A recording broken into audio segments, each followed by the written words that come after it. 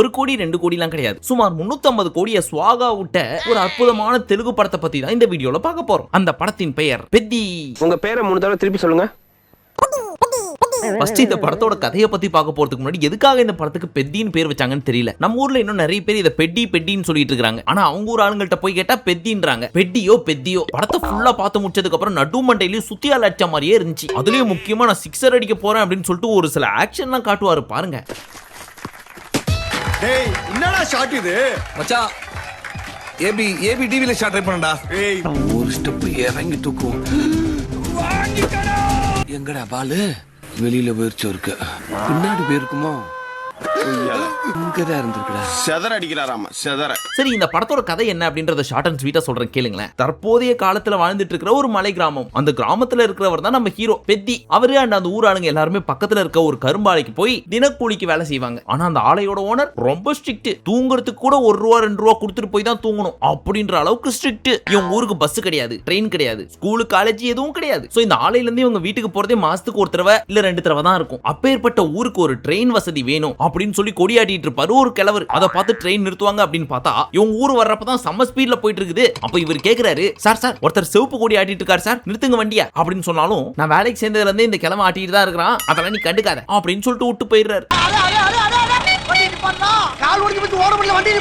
இதெல்லாம் அப்படியே ஒரு ஓரமா எடுத்து வைங்க. இப்போ இந்தியால ஒலிம்பிக்ஸ்ல நிறைய பதக்கங்கள் வாங்கி கொடுக்கலன்னு சொல்லிட்டு ஒரு பெரியவர் என்ன சொல்றாரு, என்ன பண்ணுவீங்களோ ஏது பண்ணுவீங்களோ தெரியாது, அடுத்த ஒலிம்பிக்ஸ்ல ஃபுல்லா நம்ம பேர் தான் இருக்கணும். 160 கோடி மக்கள் இருக்கிற நாடியா நம்ம நாடு. ஆனா தம்மா தூண்டு நாடெல்லாம் அவ்வளவு பதக்கம் வாங்குது, நம்ம என்ன கீச்சிட்டு இருக்கிறோம், ஏதாவது பண்ணுங்க அப்படின்னு உடனே ஆக்ரோஷமா இவர் கோட்டு சூட் எல்லாம் போட்டு கிளம்பி வருவார் ஒரு கிராமத்துக்கு. அங்க பார்த்தா என்னோட இன்ஸ்பிரேஷன் தோனி, என்னோட இன்ஸ்பிரேஷன் சச்சின் டெண்டுல்கர் அப்படின்லாம் ஒரு சிலர் சொல்லிட்டு இருப்பாங்க. ஆனா நிறைய பேர் என்னோட இன்ஸ்பிரேஷன் பெத்தி, என்னோட இன்ஸ்பிரேஷன் பெத்தி அப்படின்னு சொல்றது கேட்டு இவர் ஆச்சரியப்பட்டு, யார் யாவரு எங்க இருந்து வந்திருக்கார் அப்படின்னு அவரை பத்தின பயோகிராஃபி ஒருத்தட்டு கேட்டுக்கிட்டு கதை ஃபுல்லா டிராவல் பண்ணுவார் கடைசி வரைக்கும். இதுதான் படத்தோட கதை அப்படின்னு சொன்னா நீங்க காண்டாவீங்கல்ல. பட் கவலைப்படாதீங்க, ராம் சரணுக்கு டைரக்டரே சொன்னா கூட இந்த அளவுக்கு இன்ட்ரெஸ்டிங்கா இருக்காதுன்ற அளவுக்கு உங்களுக்கு இன்ட்ரெஸ்டிங்கா நான் சொல்றேன்.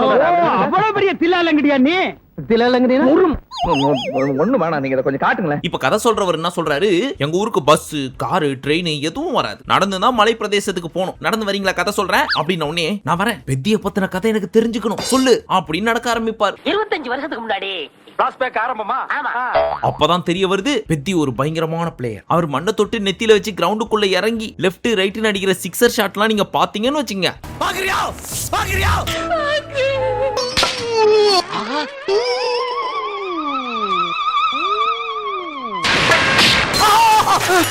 சார் என்னையா கிரிக்கெட் கிரவுண்ட்ல கபடி விளையாடிட்டு இருக்கான் அப்படின்னு ஆச்சரியப்படுற அளவுக்கு இருக்கும் இவரோட ஷாட்ஸ்.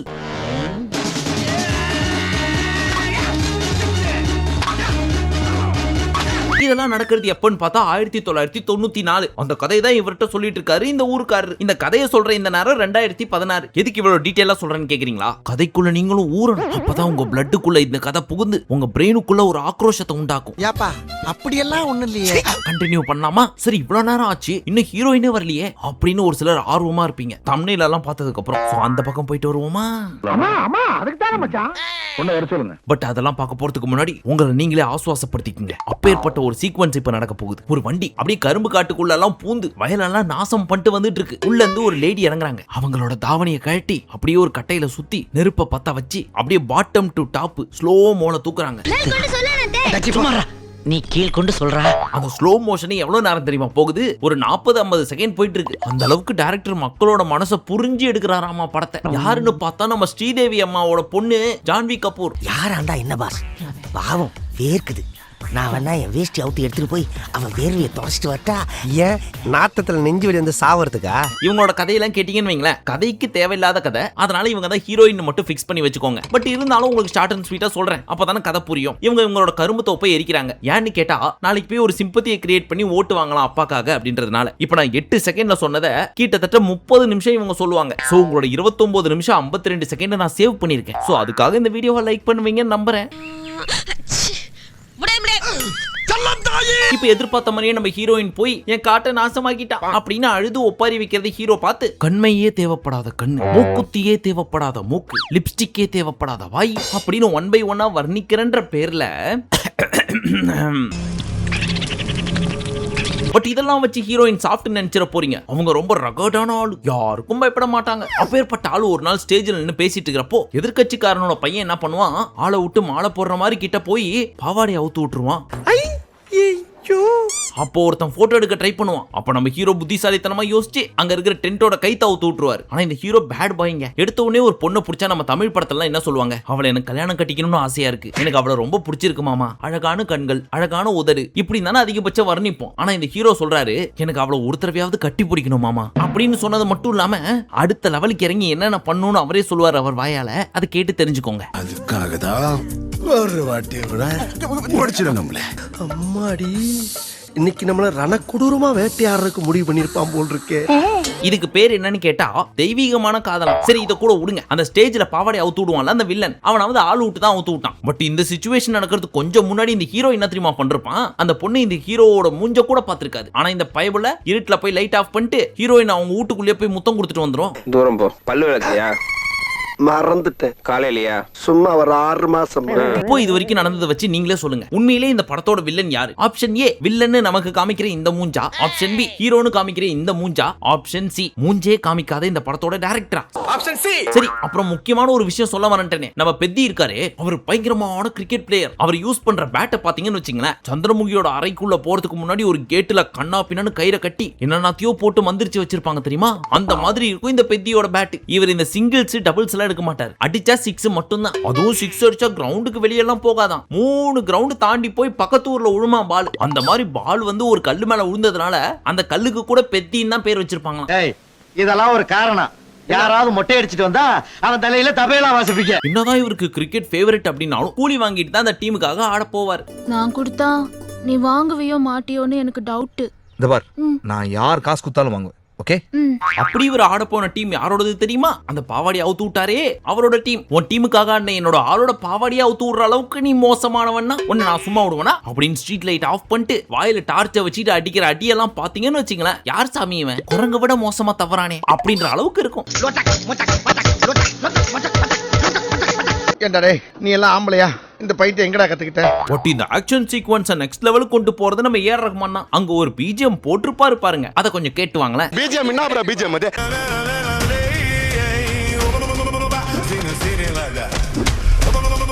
நான் வைபிள் இருக்கிறேன் ப்ரோ, சொல்ல மாட்டேன் அப்படின்னு மாடு ஓட்டுற சவுண்ட் எல்லாம் எடுத்துட்டு வந்து இங்க போட்டு சாய் அபியங்கருக்கே டஃப் கொடுக்குறாரு நம்ம ஏஆர் ரஹ்மான். அம்மனமா ஓட விட்டல யாழ ஒன்னு அம்மனமாக்குறேன் பாடுறான் அப்படின்னு அம்மனமாக்கி எல்லாரும் முன்னாடி ஓட விடுவாரு அப்படின்னு பார்த்தா ஆளே இல்லாத மரம் நடு காட்டுல மரத்துக்கு மேல உட்கார வச்சிருப்பாரு. இதுக்கு பேர் தான் ரிவெஞ்சா சார்? இதுக்கு பதிலா அவரோட கையை பிடிச்சி ஆட்டோல ஏத்தி பத்திரமா அவர் வீட்டுக்குள்ள கூட்டின்னு போய் அவரோட பாத்ரூம்ல விட்டு வந்திருக்க வேண்டியது தானே.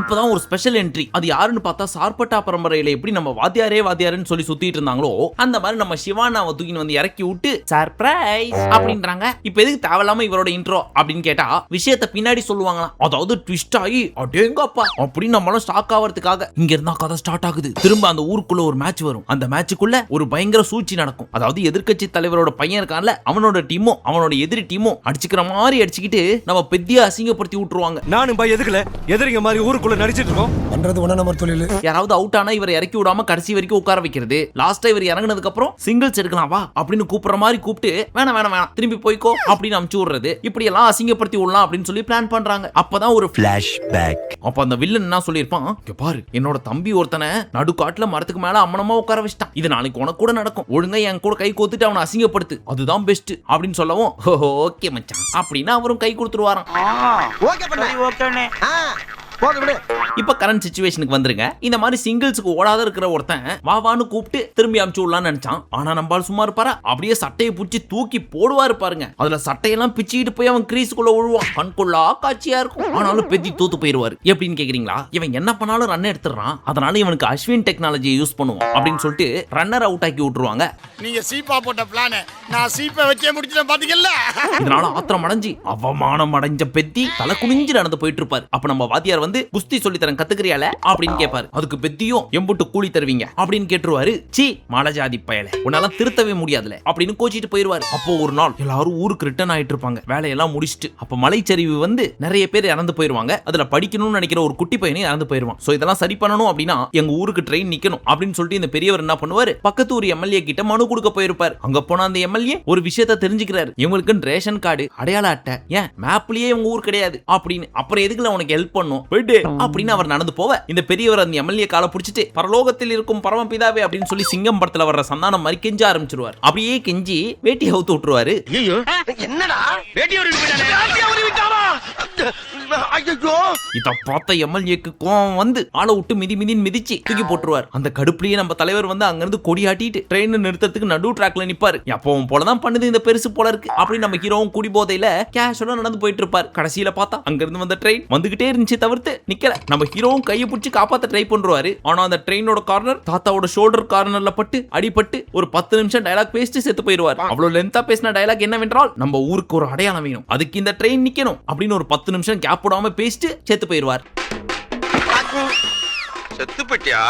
இதை கேட்ட நம்ம ஹீரோ கடப்பாற மம்முட்டி ஜேசிபி எல்லாம் வச்சு அந்த ட்ரெயின் ட்ராக்கை உடைப்பாரு அப்படின்னு பார்த்தா இந்த மேகி நூடுல்ஸ் தண்ணிக்குள்ள போறதுக்கு முன்னாடி ரெண்டா உடைப்பாங்க தெரியுமா, அந்த மாதிரி ஈஸியா உடைச்சு போட்டாரு. அது மட்டும் இல்லாம எரிச்சும் போட்டாங்க. சோ ட்ரெயின் போக முடியாதனால போலீஸ் ஆபீசர்ஸ் போட்டு இவங்களை அடி நடிக்கிறாங்க. அது மட்டும் இல்லாம உங்களுக்குன்னு ஒரு அடையாளம் இல்ல, இவர் யாருன்னே தெரியாது, இவருக்கு உனக்கு என்ன சம்பந்தம்னு தெரியாது, அப்புறம் எதுக்கு பணத்தை உன்ட்ட கொடுக்கணும், இது ஒரு அனாதை பணம் அப்படின்னு சொல்லி எடுத்துட்டு போவாங்களா, அதெல்லாம் தர முடியாது, அவர் எங்க தலைவர், அவர் எவ்வளவு பெரிய ஆள் தெரியுமா, பணத்தை கொடுங்கடா அப்படின்னு சவஞ்சி படத்தோட கிளைமேக்ஸ்ல ரவி கிருஷ்ணா அந்த பாயும் தலகாணி தூக்கி ஓடுவார் தெரியுமா, சோனியா அகர்வால் தூங்கின பாய் அந்த மாதிரி அந்த பணத்தை தூக்கிட்டு இவர் ஓடுவார். இப்ப மட்டும் அந்த பணத்தை நீ எங்கள்கிட்ட கொடுக்கல இவங்களை நசுக்கி போட்டுருவேன் அப்படின்னு சொல்லவும் சரி இந்தா வச்சுக்கோ அப்படின்னு பணத்தை கொடுத்துட்டு வாத்தியாரே எனக்கு அடையாளம் வேணும், அதுக்கு குஸ்தி தெரிஞ்சுக்கணும் சொல்லி கொடு அப்படின்னு சொல்லவும் கராத்தே கிட்டு தங்கல் இன்னும் என்னென்ன ஸ்போர்ட்ஸ் ஆக்ஷன் பாக்ஸிங் மூவி எல்லாம் இருக்கோ அதெல்லாம் ஜஸ்ட் ஒரே நைட்ல கரைச்சு குடிச்சு அடுத்த நாள் காலையில பணம் எடுத்தா எப்படி எடுக்க முடியுமோ அந்த மாதிரி ஒரு சில விஷயங்கள்லாம் பண்ண ஆரம்பிப்பார் டைரக்டர். மைக்கேல் ஜாக்சன் ஸ்டெப்ல ஒரு 2 ஸ்பூனு, பிரபுதேவா ஸ்டெப்ல ஒரு 1.5 ஸ்பூனு, உனக்கு தெரிஞ்ச ஸ்டெப்ல ஒரு 1/2 ஸ்பூனு மொத்தத்தையும் போட்டு கலக்கி ஒரு புது ஸ்டெப் ரெடி பண்ணிவே.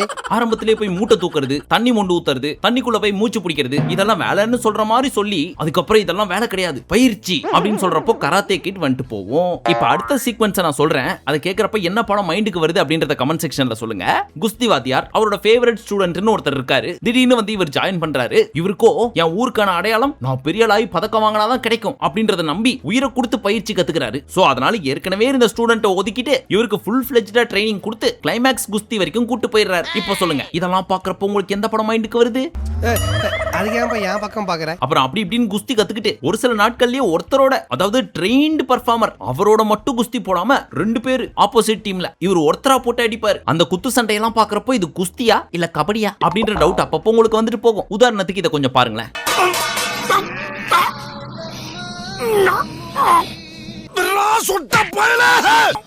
தலையில கைய வச்சேன் ஆனா நீ தப்பான இடத்துல கைய வைக்கிற. ஏற்கனவே இவர் ஆடுற கிரிக்கெட்டே கபடி மாதிரி தானே இருக்கும். ஆனா இங்க வந்து நாங்க கிரிக்கெட்னு நினைச்சு குஸ்தி ஆடிட்டு இருக்கோம் அப்படின்ற மாதிரி நமக்கு காட்டுவாங்க. பட் எந்த ஆங்கிள் பார்த்தாலும் இவர் கிரிக்கெட் ஆடுற மாதிரி மைண்டுக்குள்ள வரவே மாட்டேங்குதுங்க. இதுல வேற அந்த பெரியவர் கொடுக்கற காசுக்கு மேல கூவாரு. ஏன் இவ்வளவு ஹையர் டோன்ல கத்துறீங்க? இல்ல எமோஷனுக்காக. எந்த எமோஷன் தேவையில்லை, குறைச்சு. 2 ஆட்டத்தை கலந்து ஒரே ஆட்டமா ஆடுறவங்களுக்கு கொடுக்கிற பேர் இல்ல வாங்குற காசுக்கு மேல கூறாடா கொய்யா. கிரிக்கெட்டையும் குஸ்தியும் சேர்த்து ஒரே கேம்ல ஆடுறானா, வாட் எ மேன் அப்படின்னு சொல்லிட்டு அவர் கொடுக்குற எக்ஸ்பிரஷன்லாம் பாக்குறப்போ நைனா பாலிவுட்ல இருந்து வந்து ஃபுல் பேமெண்ட் வாங்காம இருக்கிறப்பவே இந்த கூவுறிய ஒருவேளை ஃபுல்லா வந்திருந்தா நான் கூவ அப்படின்ற ஃபீல் வர்ற அளவு கூவா இருப்பாருங்களேன். கிரிக்கெட்டையும் குஸ்தியையும் மிக்ஸ் பண்ணி ஆடினானா கொஞ்சம் குறைங்க. கிரிக்கெட்டையும் குஸ்தி இல்ல இன்னும் கொஞ்சம் குறைச்சுங்க.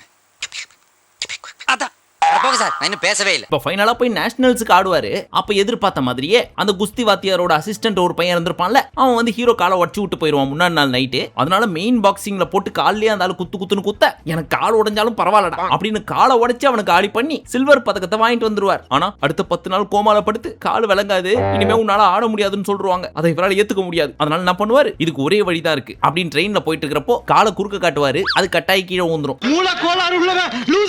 எதுக்காக இதை பண்றாரு அப்படின்னு கேட்டா ஹேண்டிகேப்புக்காக ஒரு ஓட்டப்பந்தயம் வச்சிருப்பாங்க. அதுல ஓடி ஜெயிக்கலான்றதுக்காக போவாராம். முட்டியில அடிப்பட்டதுக்கு ஞாயிற்றுக்கிழமை கசாப் கடையில வெட்டுற மாதிரி காலை இவரே வெட்டிக்கிட்டு ஒரே நாள்ல ஓட்டப்பந்தயம் கத்துக்கிட்டு ஏற்கனவே அதுல சாம்பியன்ஸா இருக்கிறவங்கள தோக்கடிச்சிருவார். அதுக்கப்புறம் இவருக்கு பதக்கம் கொடுப்பாங்க. பதக்கம் வேணாம், அந்த மைக்கு வேணும் அப்படின்னு சொல்லிட்டு நான் இப்ப என்னோட பிளாஷ்பேக்க சொல்ல போறேன் அப்படின்னு சொல்லிட்டு முழு கதையும் சொல்லி முடிச்சிருவாரு. அதை கேட்டு அங்க இருந்து ஆபீசர்லாம் அழுது இவர் ஊருக்கு ட்ரெயின் விட்டுருவாங்க. ஏன் அவ கதையை கேட்டு என்னால தாங்க முடியல. அந்த ட்ரெயின்ல இவர் வந்து இறங்கினதுக்கு அப்புறம் இந்த பக்கம் அம்மா அந்த பக்கம் பொண்டாட்டி ரெண்டு பேரும் தாங்கி கூட்டின்னு போய் ஊருக்குள்ள வச்சுப்பாங்க. ஊருக்குள்ள இவருக்கு ஒரு செலவு வைப்பாங்க. அதை பார்த்து அந்த பெருசும் ஷாக் ஆகி மறுபடியும் ஆக்ரோஷமா வாங்கின காசுக்கு மேல கூவ ஆரம்பிச்சிடும். எதுக்காக அப்படி சொன்ன? சொன்ன அப்பப்போ பணம் கொடுப்பாங்க, அதாங்க சொன்னேன். இன்னும் கொஞ்சம் கிட்ட வாயே. ஏய் நிறுத்து, அப்படியே கொஞ்சம் ரீவைண்ட் போ. இந்த பக்கம் அம்மா ஓகே, அந்த பக்கம் பொண்டாட்டியா? இது எப்ப நடந்துச்சு? புள்ள குட்டி ஏதாவது இருக்கா? அதையும் தெளிவா சொல்லியா அப்படின்னு கேக்குறீங்களா? அது ஒண்ணும் இல்லைங்க. நடுவுல இவங்களுக்கு மாப்பிள பாப்பாங்க. இந்த மாதிரி மலை ஜாதி பையனுக்கெல்லாம் நாங்க கொடுக்க மாட்டோம் அப்படின்ட்டு பொண்ணோட அப்பா. சோ இவர் என்ன பண்ணுவாரு, அங்க குஸ்தி முடிஞ்ச உடனே சைக்கிள் எடுத்துன்னு ஜட்டியோட கிளம்பி வந்துருவாரு பொண்ணு பாக்குற சிச்சுவேஷனுக்கு.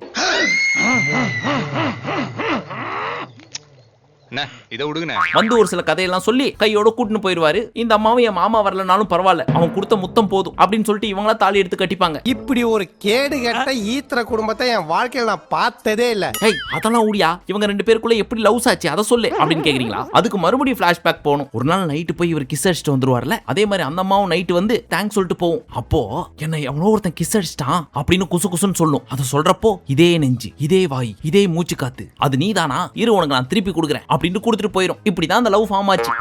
இது குருவி படத்துல கூட த்ரிஷா விஜய தேடுற மாதிரி ஒரு சீக்வென்ஸ் வருமே, அந்த மாதிரி இருக்கே அப்படின்னு கேக்குறீங்களா? அதே டெய்லர், அதே வாடகை. ஐயோ அவன் அதையும் சாப்பிடுறான்டா. பட் இதுல ஹைலைட் என்ன தெரியுமா? இப்ப இவர் நேஷனல்ஸ் போய் ஆடுறாருன்னு உடனே எவன்லாம் ஊருக்குள்ள இவருக்கு அகைன்ஸ்டா இருந்தாரோ அவங்க எல்லாம் ஒண்ணு சேர்ந்து ஒரே வீட்டுல இவர் ஆடுற மேட்ச பாப்பாங்க. இது தமிழ் மட்டும் இல்ல, அவங்க ஊர்லயே ஏகப்பட்ட படத்துல இந்த மாதிரி கதை வந்திருக்கு. பட் அவங்க எப்படி ஒன்னா சேர்ந்தாங்க, எப்படி இதை ஏத்துக்கிட்டாங்க, அதெல்லாம் நீங்களா ஃபில் அப் பண்ணீங்க அப்படின்னு அதை மட்டும் நம்ம கையில விட்டாரு பாத்தீங்களா? அதே மாதிரி படத்தை ஒரு 1.5 மணி நேரத்துல முடிச்சு மத்ததெல்லாம் நீங்களா புரிஞ்சுக்கங்க அப்படின்னு சொல்லி விட்டுருந்தாருன்னு வச்சுங்க, நாங்க தப்பிச்சிருப்போம். ஓகேவா? ஏன்டா அழுகுற? ஒண்ணு பிடிக்குதுன்னு சொல்லு, இல்ல பிடிக்கலன்னு சொல்லு. அது என்ன அழுகிறது? ஆனா இந்த படத்துல ஒரே ஒரு டயலாக் மட்டும் எனக்கு ரொம்ப பிடிச்சது. என் கிரெடிட்ஸ் எல்லாம் போட்டு முடிச்சதுக்கு அப்புறம் உங்க ஊர்ல தான் ரயில் இருக்கே, அப்புறம் எதுக்கு என்ன நடக்க வச்சு கூட்டு வந்தேன்னு கேட்டதுக்கு, ஒரு வேளை உங்களை நடக்க வச்சு கூட்டு வரல அப்படின்னா எங்களோட கஷ்டம் உங்களுக்கு தெரிஞ்சிருக்காதுல்ல சார் அப்படின்னு சொல்றது கேட்டு ட்ரெயின்குள்ள ஏறிடுவாரு. ட்ரெயின் ஃபாஸ்டா போவோம். அந்த டைம்ல அந்த கிராமத்தை பார்த்து பெத்தி அப்படின்னு கத்திட்டு நன்றி வணக்கம் போட்டு முடிச்சிருவாங்க. சரி இப்ப சொல்லுங்க, உங்களுக்கு இந்த படத்திலேயே ரொம்ப பிடிச்சது யாரு? ஹீரோவா, ஹீரோயினா, இல்ல டைரக்டரா, இல்ல குஸ்தி வாத்தியாரா, யாருன்றத தெளிவா சொல்லுங்க. வேற எதுதான்டா நீ போடி இதுவாடா. எனக்கு ரொம்ப பிடிச்சது யார் தெரியுமா? குடுக்கிற காசுக்கு மேல கூவறதுக்காக பாலிவுட்ல இருந்து வந்தாரு பாத்தீங்களா, அந்த மனுஷன் தான். ஏன்னு கேக்குறீங்களா? இப்ப ஏற்பட்ட ஒரு கதையை கேட்கறதுக்காக அங்க இருந்து மலை மேல வரைக்கும் நடந்து வந்தாரு பாருங்க. ஆனா பாவம் எதுக்கு வந்தாரோ அதை மறந்துட்டு படத்துல நடிக்க வந்த மாதிரி கதை கேட்டு போயிட்டாரு. என்ன ஏன்டா அடிக்கிற? இங்க அடிச்சாதான்டா அங்க வலிக்கும். இன்னொரு பக்கம் இந்த டைரக்டரையும் பாராட்டி ஆகணும்பா. இல்லாத ஒரு கதையை எடுத்து பேஸ்ட் ஆன் ட்ரூ ஈவென்ட் அப்படின்னு போட்டு இன்ஸ்பயர் பண்ணி எடுக்கிற மாதிரி காமிச்சு இந்த படத்தை ஓட வச்சிடலாம்னு நினைக்காம இது என்னோட கதை தான் அப்படின்னு ஒத்துக்கிட்ட அந்த நல்ல மனசு இருக்கே, அதுக்காக அவருக்கு ஒரு மிகப்பெரிய நன்றியை சொல்லி ஆகணும்பா. இருங்கப்பா ஏன் இதுல ஸ்ருதிஹாசன்லாம் வேற ஒரு பாட்டுக்கு வந்து ஐட்டம் சாங் ஆடிட்டு போயிருப்பாங்க. நீ வந்து பாரு இந்த வாழ்க்கை தானே இங்க ஜோரு ஜோருடா. இல்ல சாப்பிடு. இது யாரு? அது நம்ம போய் ஆரம்பம். அப்படியா? சரி. சமத்தா அந்த புஷ்பா படத்துல ஊ சொல்றியா பாட்டுல ஆனதுக்கு அப்புறம் இந்தியா ஃபுல்லா ஃபேமஸ் ஆயிட்டாங்க. அந்த மாதிரி நம்மளும் ஃபேமஸ் ஆயிடலாம்னு நினைச்சு வந்திருக்காங்க. கடைசியில இந்த மாதிரி ஒரு படம் ரிலீஸ் ஆனதே நிறைய பேருக்கு தெரியல பாவம். வெஸ்ட் சுத்த வெஸ்ட் பக்கோ முட்டா எத்தனை நாள் கஷ்டப்பட்டு தெரியுமா? நிக்கறப்ப நான் புஷ்பா சரி இந்த படம் நீங்க பாத்துட்டீங்களா? உங்களுக்கு பிடிச்சிருந்தா பிடிக்கலையான்னு கமெண்ட் செக்ஷன்ல சொல்லுங்க. கிட்டத்தட்ட 3 மணி நேரம் சேவ் பண்ணி 15 நிமிஷத்துல உங்களுக்கு முடிஞ்ச அளவுக்கு முடிச்சு கொடுத்துருக்கேன். சோ பார்த்து பண்ணி விடுங்க. மீண்டும் உங்களை அடுத்த வீடியோவில் சந்திக்கும் வரை நன்றி, வணக்கம், நமஸ்தே, நமஸ்கார்.